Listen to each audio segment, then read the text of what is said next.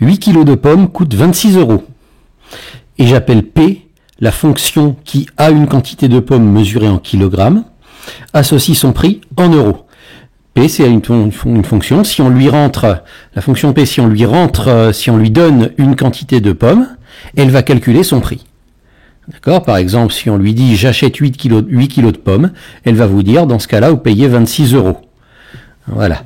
Et donc, je demande d'abord de représenter graphiquement la fonction P dans un repère orthogonal.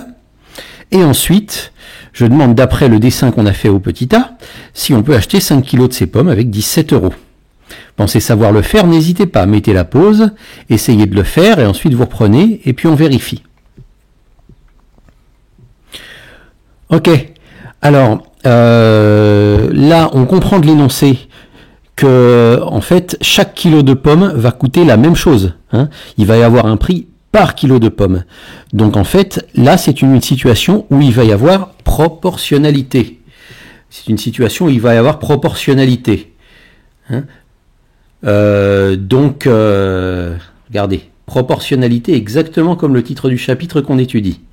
Et s'il y a proportionnalité, alors on va se servir pour représenter ça d'une fonction linéaire. Voilà, c'est exactement la première chose qu'on va dire. Le prix des pommes est proportionnel à la quantité achetée. J'ai fait bien attention de choisir une histoire qui vous donne une situation proportionnelle. Et si c'est proportionnel, eh bien la fonction qui associe le prix des pommes à la quantité achetée, c'est une fonction linéaire, puisque les fonctions linéaires, ce sont les fonctions qui servent à représenter la proportionnalité. Et en quoi ça va nous servir, ça? Eh bien ça va nous servir parce qu'on a vu, parce qu'on sait quelle est la forme du graphique du fonction linéaire. On veut dessiner le graphique, et quand c'est une fonction linéaire, on connaît la forme du graphique. Vous vous rappelez? La forme du graphique d'une fonction linéaire, on l'a vu dans la vidéo de cours précédente, c'est une droite qui passe par l'origine.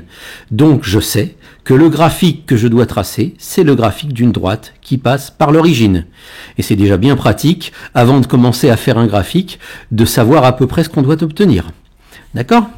Eh bien, commençons par le dessiner. Commençons par dessiner un repère orthogonal. Alors, qu'est-ce que ça veut dire orthogonal? Vous avez le mot ici, orthogonal. Peut-être que vous l'avez jamais vu. Moi, j'ai mis ça dans l'énoncé parce que j'ai vu dans certains livres qu'on trouvait ce mot-là. Orthogonal, au niveau de la classe de 3e, contentez-vous de savoir que ça veut à peu près dire la même chose que perpendiculaire. Ça veut juste dire que l'axe des abscisses et l'axe des ordonnées sont perpendiculaires l'un à l'autre. Vous me direz, oui, mais l'axe des abscisses et l'axe des ordonnées sont toujours perpendiculaires l'un à l'autre. Oui, ils sont toujours perpendiculaires l'un à l'autre dans les exemples que vous avez vus. Mais il se peut, dans des classes, si vous arrivez à faire des études un petit peu plus hautes de mathématiques, vous verrez peut-être quelques exemples où l'axe des abscisses et l'axe des ordonnées sont pas forcément perpendiculaires. Bon, toujours est-il que faites pas attention à ce mot orthogonal. D'accord? Donc, dessinons un repère. En fait, ce sera toujours un repère comme vous en avez l'habitude au niveau de la classe de 3e. Comme on nous parle, faisons attention, comme on nous parle de 26 € et de 8 kg de pommes, de dessiner un repère qui va assez loin. Donc regardez ce que j'ai dessiné comme repère. Voilà, un axe des abscisses et un axe des ordonnées, et donc un repère de coordonnées. Alors la première chose à faire quand on dessine un repère, à part évidemment les graduations, c'est de donner des titres à chaque axe. Alors à votre avis, que va représenter dans ce problème l'axe des abscisses? L'axe des abscisses, c'est l'axe horizontal, c'est celui qui se trouve ici, là. Il va représenter quoi? Quel titre je vais pouvoir lui donner? Eh bien, l'axe des abscisses va représenter le nombre de kilos de pommes. C'est l'axe des abscisses représente toujours l'antécédent. Et dans cette fonction, je lui donne un nombre de kilos de pommes et elle me ressort le prix qu'on paye. Donc l'antécédent, c'est le nombre de kilos de pommes et c'est lui qui va sur l'axe des abscisses. Et l'image, le nombre que l'on récupère, c'est l'image. L'image va sur l'axe des ordonnées. Et si vous avez bien suivi, vous devez comprendre à quoi ça correspond, quel titre je vais donner à cet axe.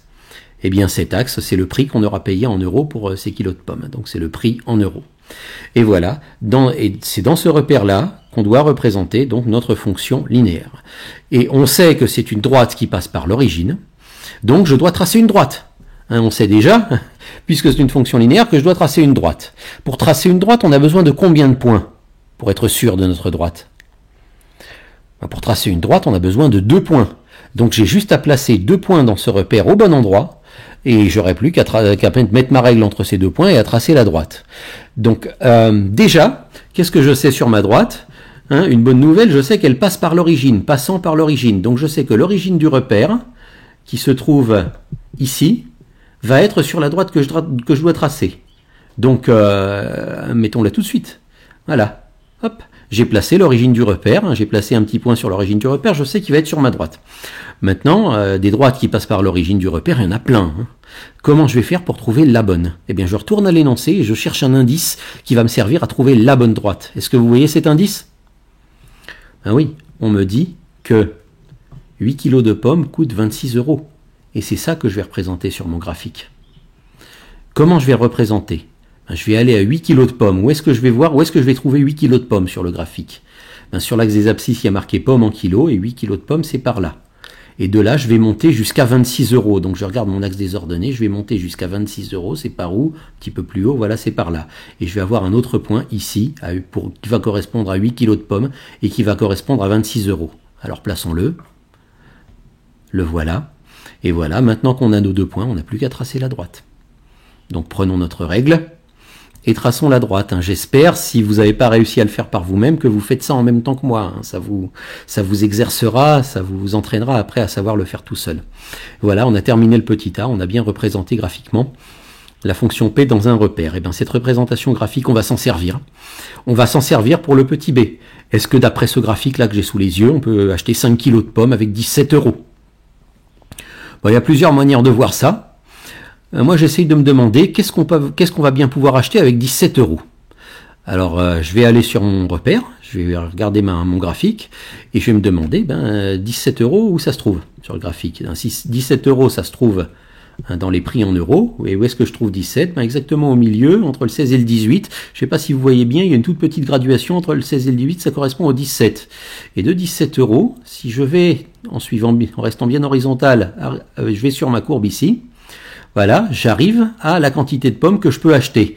Et on va tracer ce petit trait là pour bien voir. Hop, voilà, de 17 €, j'arrive à la quantité de pommes que je peux acheter. Alors, quelle quantité de pommes ça représente?